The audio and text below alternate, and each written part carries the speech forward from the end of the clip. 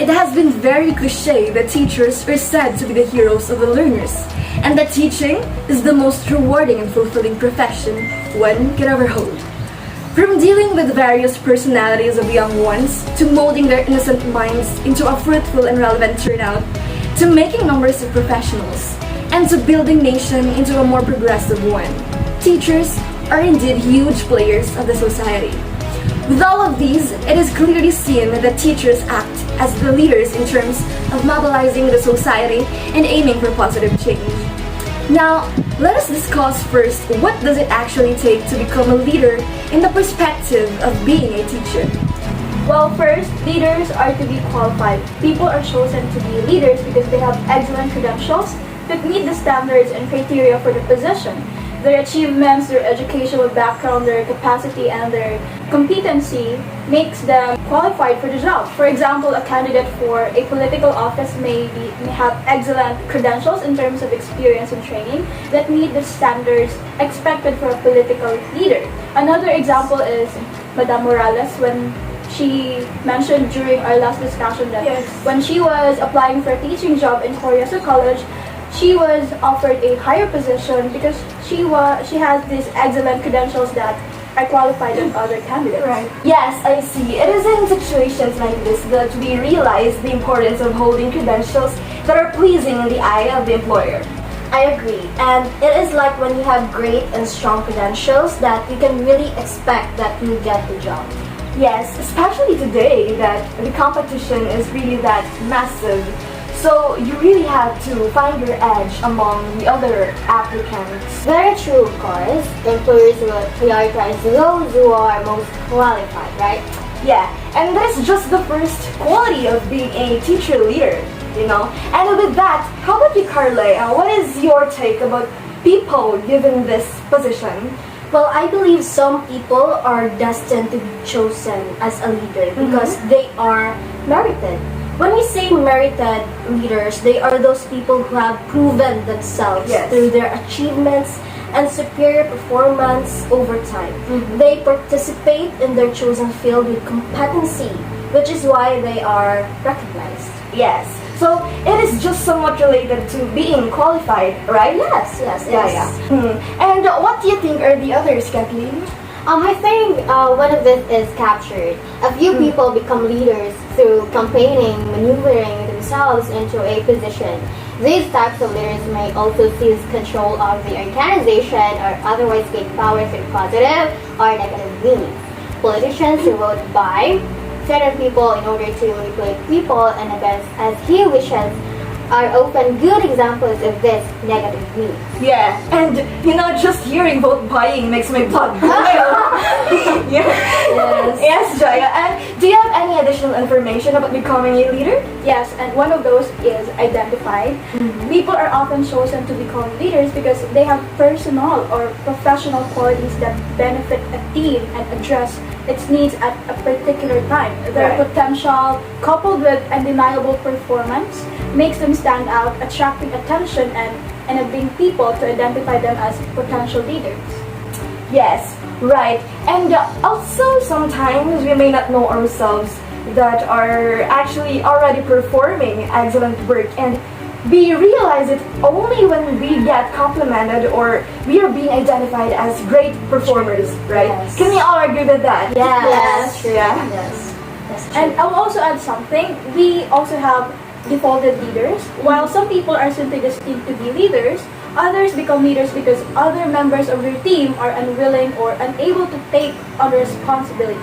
For example, when we were required to present our output in class, we chose Carlea because we simply are not ready for it, right? Yeah. Exactly. I mean, it really happens. Like, sometimes we're just not ready to commit or take the responsibility of being a leader. Yeah, I can attest to that, you know, because you know, guys, personally, I also haven't been ready to step up and become a leader. However, I am aware that it's inappropriate to be like this, like forever. I'm improving myself little by little. Yes, you should. Yeah, I'll try really. Alright, so now those that we have discussed so far are just the category of why leaders are chosen. But I would just like to note that regardless of how you were selected, the important thing is that you can contribute to the organization. Yes, So, yeah, right? So, at this juncture, let's talk about the skills that are in demand when it comes to being a teacher leader. Carlea, may I ask you, what do you think are the skills that are demanded when you become a leader? There are many skills actually that a leader should possess. First, I believe that it would be technical skill. A technical skill is the ability to work with and understand the operation of a piece of equipment. Yes. Process or systems like office-based competencies such as typing, programming, website maintenance, writing, giving presentations, and using software such as Microsoft Office or Adobe. Thus, a technical skill for a leader has something to do with communicating to people the basic functions of the machinery. Yes. I mean, this is very timely, no? Especially today that, we are living in the advent of technology. So, teachers, of course, are expected to adapt to this significant change, right? Yes, very true. Teachers are to be equipped with technical skills and everything that has to do with technology. Yes. Of course, it's already 2022. Yeah. Oh yes. All right. Jaya, given the chance, aside from technical skills, what do you think are the other skills required for this position? Of course, we have human skill, and this is very important. Yes. While technical skills are those involving working with things, the ability to work with people is called human skill. It enables the leader to interact effectively with subordinates, peers, and superiors. The more effective leaders are in working with others, the better they're able to adopt their own ideas and other ideas. Yes, such leaders who possess human skill are sensitive to what motivates others and to create an atmosphere that fosters trust among their subordinates. They also take other people's needs and motivations into account when deciding how best to achieve organizational goals. Yes. Interpersonal skill is of great importance. Whichever field you are in, can we all agree with Yes, that? yes. Yeah, true. In the context of school, this skill is very necessary as well. Knowing teachers, they have to deal with different people every day. Yes, of course. Correct. And we, aspiring teachers, must really possess this skill. I agree. Since teachers are also leaders, possessing this skill is essential. Yes. Kathleen, do you have anything in mind aside from technical and human skills? I think it is conceptual skill. Considered to be one of the most important skills for leaders. Conceptual thinking is a cognitive process that combines creativity and rationality to generate new ideas, unique strategies, or a fresh perspective on an existing problem. It is typically used to develop solutions to problems when there are no apparent solutions or the existing solutions are not working. Yeah, of course. When you become a leader, you think of any means for the sake of your organization or group or whichever group you handle. Yes, and now leaders do not follow uniform standards or systems of regulating their team. I mean, you are a leader. It does not necessarily mean that you have the same principles as Carlea. Or it may also be that Kathleen and Carlea have a similar way of handling their team, which is also different from my leadership style, or different from Jaya's leadership style. Things like that. Now, with that, let's dive into the topic of leadership styles. What do you have to say, Jaya? Well, we have autocratic leadership, and autocratic leadership style equated with a command, do what I say, and direction is determined solely by the leader, who dictates policies, procedures, and the organization's direction to the subordinates. In other words, they are strong-willed and decisive, who have a strong control over the members. There is clear division between the leader and the members of the group. This leadership style can conflict with other styles because it doesn't follow for much input from others. Yeah.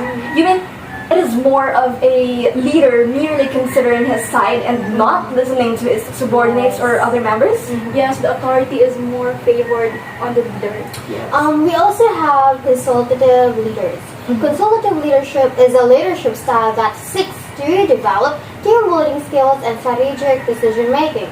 In consultative leadership, a leader will ask his or her team for their suggestions and opinions on how to proceed with a particular problem in order to make informed strategic decisions. Also, a leader may include his or her team in the decision-making process and need to listen to different viewpoints. Having different viewpoints always help one make more strategic decisions than he or she would have made on his or her own. When leaders involve their team in the process, it also helps their team build its leadership and decision-making skills. Hence, it is important to note that although managers receive input from other viewpoints and suggestions of their members, they still retain the ability or right to make final say for overall decisions. Now, this is clearly the opposite of autocratic leadership, right? Yes, I believe autocratic leader listens to himself. Consultative leader considers the opinions of his members. Just to add, we also have democratic leaders. Democratic leadership is a participative management style that involves gathering input from subordinates and team members, so everyone has a chance to contribute to the decision-making process. In other words, they encourage participation in decision-making by subordinates, and the decision of the majority is considered as the final decision. Yeah, that's right. Now, I can see that democratic leadership somewhat has a similar concept with consultative leadership. Am I right? Yes, both promote teamwork. The only difference is that in democratic, the majority wins, while in consultative, subordinates are given the chance to give their opinions, but the final decision should be from the leader itself. Oh, now I can see the difference clearly. It's such an interesting topic, huh? May I know your thoughts, Jaya? Yes, lastly, we have laissez-faire leaders. Free-rein leaders avoid power and responsibility. In short, playing a minor role. However, the advantage of this style is that laissez-faire leaders are excellent at delegating and empowering others, leading to maximum results. They instill confidence in employees by giving them tasks to complete without oversight, and they offer constructive criticisms when necessary. Oh yes, I can say that I would not be a fan of this type of leadership. Yes, I agree. Of course, we need guidance from the leaders. No, what's the point of being a leader if you won't lead your members, right? Right, exactly, Carlea. Now, I believe it's about time that we proceed to our next discussion. I believe it's going to be you, Carlea. Now, can you discuss with us what this teacher leadership really is all about? Teacher leadership has been defined in various ways. Although the term leader is mostly associated with formal administrative roles that have administrative duties, the term teacher leader does not limit to those of definitions. Right. In fact, teachers are expected to play a variety of responsibilities, not only in the school, but also in the greater community. True. Because teachers, as they said, are not just teachers. They become a parent, a nurse, a doctor, a counselor, a coach, and a lot more. Yes, truly. Majority of us believe that teacher leadership is about giving chances for teachers to exhibit leadership, maintaining a proactive position and voice in designing and shaping processes and regulations for strong educational reforms that might help students' learning. Correct. Also, teacher leadership is a procedure through which instructors, individually or collectively, encourage, inspire, motivate members of their academic circles to enhance pedagogical approaches in order to promote student learning and accomplishment. As teacher leaders, we also have to inspect the culture and climate of our working place for the students to also have a better learning experiences. Very much agree, no? Teacher leadership is not only focusing on the students, but also on co-teachers too. Yes. When you're a leader, you don't just focus on one thing. You have to look at everything and take consideration on everything. Exactly. That is why teacher leaders do not work as single providers and agents of educational change, only rather they serve as facilitators within the school to deepen educational changes and advances. Agree. And I think that's the reason why being a teacher leader is not for the faint of heart, because we really have a lot on our back. Yes, you must take the lead in the classroom, especially when dealing with issues at the instructional level. And apart from their classroom tasks and responsibilities, we are also expected to engage in peer monitoring, parent-teacher relationship, community outreach, and research, and it goes on and on and on.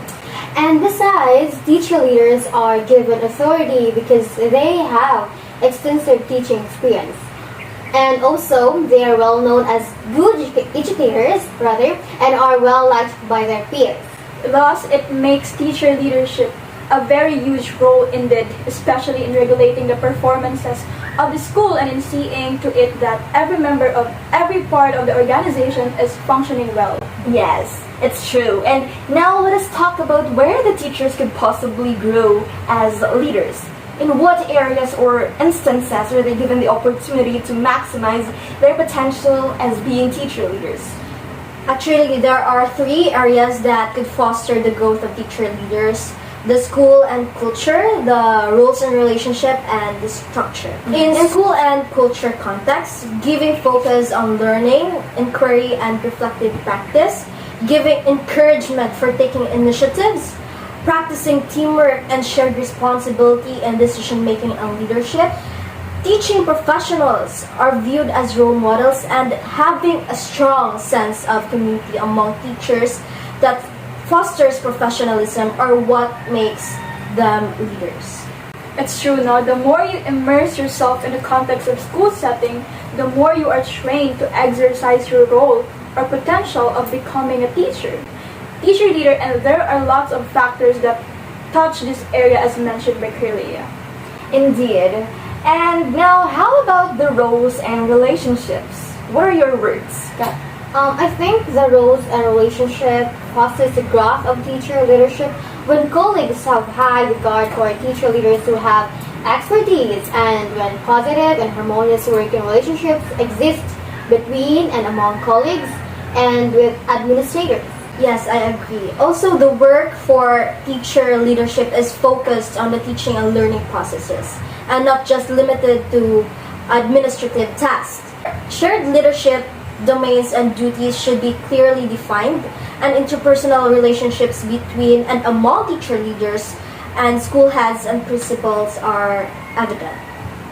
Good points. Interpersonal skill may also plays a vital role in utilizing all that you have as a leader, since you get to practice socialization and considering other people before you. Yes. Also, the structures. The structures provide adequate access to resources like materials, time, and space for teaching and learning process and activities that facilitate teacher leadership, particularly continuing professional development. Yes. So now you have told us the different definitions of teacher leadership. Now, may I ask, how can it be improved or expanded? Actually, the Center for Comprehensive School Reform and Improvement of 2015 developed a framework with 6 major elements to show how teacher leadership may contribute to higher students' outcomes. They are respected as teachers, want to learn leadership skills, and have the capacity to develop such skills. Their work as leaders is valued by their peers, visible in the school, continually negotiated through feedback and evaluation, and shared among teachers. The culture within the school supports teacher leaders, colleagues encourage leadership, and teachers are provided the time, resources, and opportunities to develop leadership skills. Also, in this grounded context, teacher leaders develop when they maintain a focus on teaching and learning and establishing trusting and constructive relationships, and intermediary outcomes that improve teaching and learning. I believe we all now have a clear idea of what teacher leadership really is. Now, let me ask you guys a question. Are you ready to, become future teacher leaders? Yes, of course. We're ready. You have to be ready. Yeah, alright. You don't have to be scared. Now, I believe at this point in time, let us proceed to our last topic. Yes? Yes. Okay, so let's discuss organizational leadership since we have already discussed what it is like to become a teacher leader. Alright, go ahead, Kat. Organizational leadership is a management approach in which leaders help set strategic goals for a organization while motivating individuals within the group to successfully carry out assignments in service to those goals.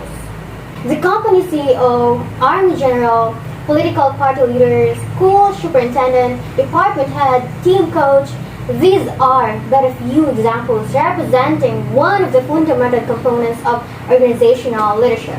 Yes. Also, inside of every organization, there must be a person responsible for directing or guiding the group.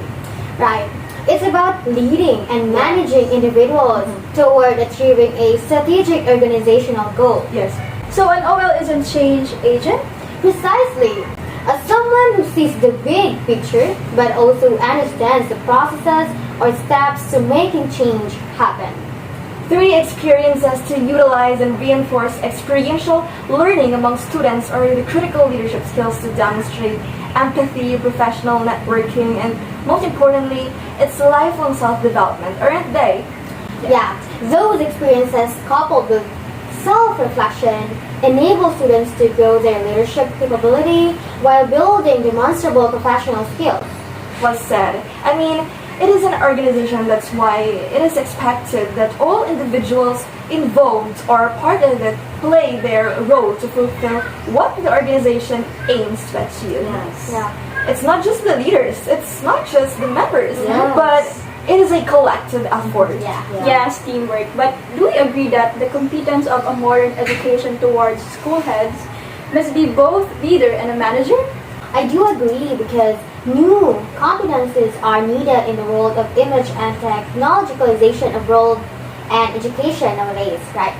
It analyzes how changes in the world change the teacher profession from teacher whose main competency is knowledge Yes. to teacher who should be more manager than educational leader. True.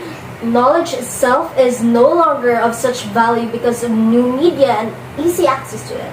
This is a significant change because the teacher used to be a person who is well educated and has bigger knowledge than his pupils. But isn't it effective when teachers should organize the teaching process and teach how to learn, how to choose the right information, how to organize learning to be effective? We all know that principals are merely not school managers or administrators, but rather instructional leaders whose primary role is to direct teaching and learning processes in schools. Also, principals need to create time within their constructed schedules to become instructional leaders, which is their main purpose in school. That's right, Car. If the roles and responsibilities of middle managers are not explicit, their ability to simultaneously perform the dual task of being teachers and middle managers will be compromised. Yes. Thus, school heads must be both a leader and a manager. It is true. And we have been saying repeatedly that the traditional way of being a teacher should be gotten rid of as we immerse ourselves in the 21st century and with the advancement of technology. It's no longer like, teachers spoon-feed knowledge to the students. Yes. Yes, they are also to facilitate learning instead. Also, as emphasized, they are to be leaders and managers, especially the school heads. And lastly, we shouldn't let ourselves get mixed up. Yeah. There are dissimilarities between a leader and a manager. So basically, manager is an employee of the organization responsible for its management, whereas leader is a person who leads, guides, and directs others. There is always a buzz when we talk about the terms leader and manager, right? So in an organizational setup, a manager is an important link between the firm and its stakeholders. Example, employees, customers, suppliers, shareholders, government, society, and so forth. They are, or he is the one rather, who performs basic managerial functions. Conversely, a leader is the one who inspires, encourages, and influences men to work willingly in the attainment of the organization's objectives. Yeah, you mean the two are not one and the same thing? Yeah. However, one can only become a successful manager when he or she is an effective leader. In this context, what you need to know is that leadership is a skill, and the person who possesses this ability is known as a leader. Yes. On the other hand, management is a discipline, and the practitioner of this discipline is known as the manager. Yes, but I think both concepts are just, interrelated to each other. Since if you are a manager, then it is as well expected that you lead your group. Yeah. So you're basically a leader as well, right? Yeah. And wow. I mean, it was a long discussion with you guys, and I personally acquired a lot of information and, significant and essential knowledge from everything that we have discussed actually. So thank you so much for sitting down with me today and sharing everything about this relevant topic of the teacher leadership and everything, as in everything that has to do with it. Some might say without thinking that being a teacher is just a piece of cake. Little do they know that in contrast to what they say, teachers actually have the hardest job in the world. True. They go beyond their profession and even touch the job or other professions at the same time. Teachers are leaders, and leaders are born, not made. With Carlea, Jenica, Tuerco, Rezil, Jaya, Manuel, and Kathleen Joy, Lamosa, this has been Jona, Nesperos, and this has been our panel discussion. Till next time, bye-bye.